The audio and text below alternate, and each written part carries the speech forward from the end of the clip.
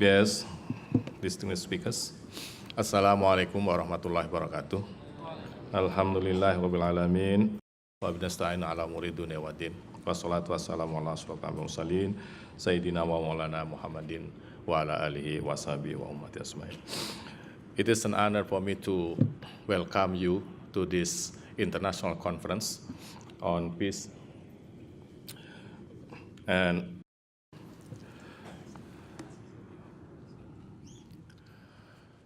this conference, if I'm not mistaken, is the third organized by the same steering committee. Dan Sunan Kalijaga Islamic University is honored to co-chair or to help everyone to organize this conference. But first of all, I would like to thank to the keynote speakers, Mr. Professor Dr. Mahasin. He prefer to be called Vice Minister to Director General of Islamic Community Guidance, the Ministry of Religious Affairs of the Republic of Indonesia, and also our guest from the United States of America, Maulana Hanif, and some from Malaysia. Let me mention by name.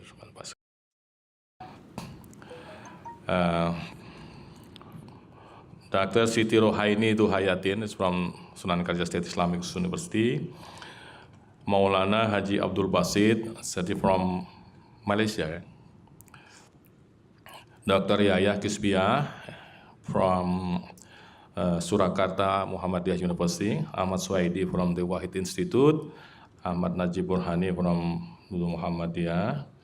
Maulana Ainul Yakin from Malaysia.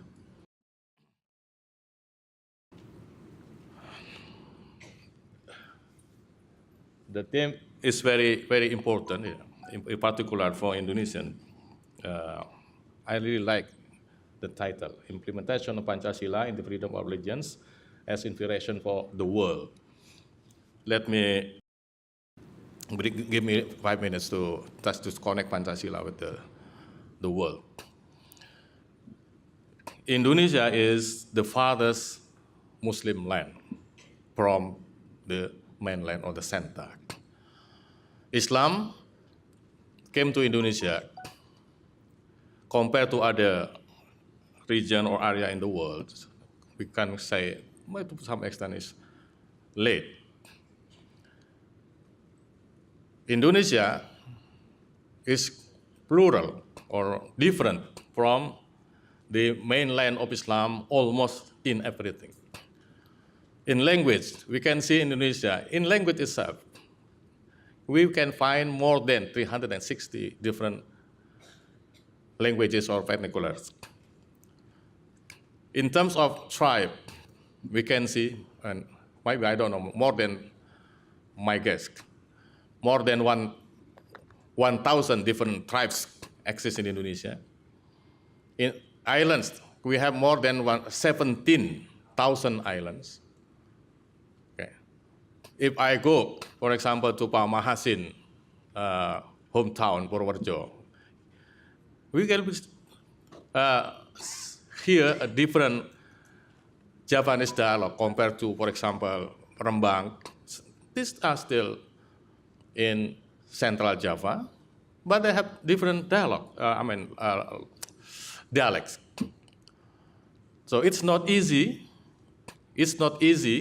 to unite these multi-level differences. If you compare to Saudi Arabia, for example, Saudi Arabia is more monolithic in tribe or even in religion. But they still have problems to manage their own community. Now in Indonesia, we have this kind of huge differences in almost every single aspect of our life. Fortunately, Indonesia is able to manage this. In the end, they emerged with what they call Pancasila as the philosophy of state. Now, why Pancasila is recognized by everybody? Because Pancasila first recognized everybody. From the perspective of religious freedom, we can see that every single Indonesian citizen is recognized by the Constitution, by Pancasila. So in this regard, in Indonesia, religious dialogue is also mean constitutional dialogue because it is constitutionally framed. As a result, everybody are recognized by the Constitution regardless of their origin, their religion, their economic backgrounds, for example. Now, we are lucky here. Although we are the farthest land from the mainland of Islam, but we are the luckiest Muslims in the world because we have Pancasila. Our state of philosophy, which recognizes everybody, the majority of which are Muslims. Because religious freedom is guaranteed by the Constitution of Indonesia, Indonesia, let's say, offer as an inspiration for the world. Yeah. It's not kidding, of course.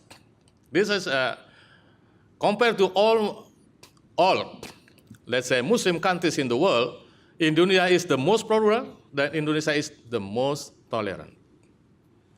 Yeah. For example, Ahmadiyya still have problem in its origin, yeah, in India or even in Pakistan. Indonesia constitutionally recognizes Ahmadiyya members as Indonesians.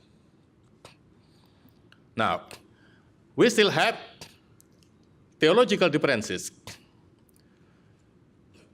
If we base ourselves on the Pancasila, these theological differences should have not existed, should no longer exist in Indonesia, because it belongs to individual belief, which is guaranteed by the Pancasila.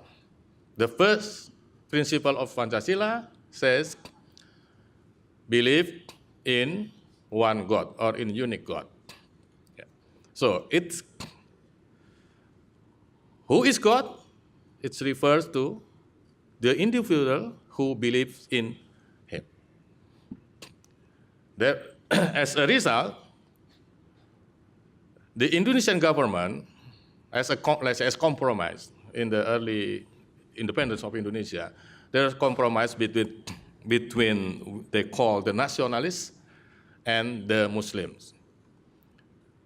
One of the results was the establishment of the religious affairs. In the beginning, everybody, in particular from the non-Muslim sides, will believe that this ministry will become the Ministry of Islam.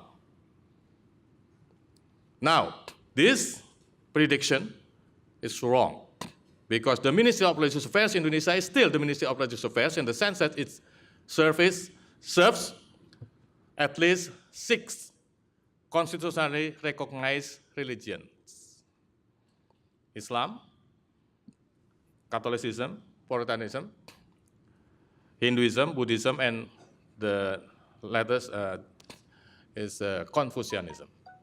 These are the 6 religions recognized by the Indonesian Constitution. As a result, the Ministry of Religious Affairs should serve them on the equal basis, as regulated by the Constitution. Now, when one of the committee, Mr. Sodik, the dean of Ph.D, told me that we are going to organize an international conference on peace, and will invite some speakers from the United States of America. I instantly, literally encourage him to do it here. Why? Because first, the reason is Yogyakarta is well known as the city of tolerance. Second, Sunan Kalijaga is a university model on the name Sunan Kalijaga, the person who was, to some extent, syncretistic in his approach to the Indonesian, at least Javanese culture. Now, because he based his da'wah on culture, so he was easily accepted by his community. Now, applying his principle in understanding the relation of Islam and non-Islam religions, okay, it is Sunan Kalijaga is the right place to organize this international conference. Okay. And once again, therefore, I would like to welcome you to the University, let's say, of Tolerance, Sunan Kalijaga State Islamic University. Okay. I will not take your time, okay? I have to stop here. Okay, and thank you for coming. Thank you for sponsoring, and have a, let's say, constitutional dialogue in order for us to be able to solve our problems and, okay, to become inspiration for the world. Thank you very much.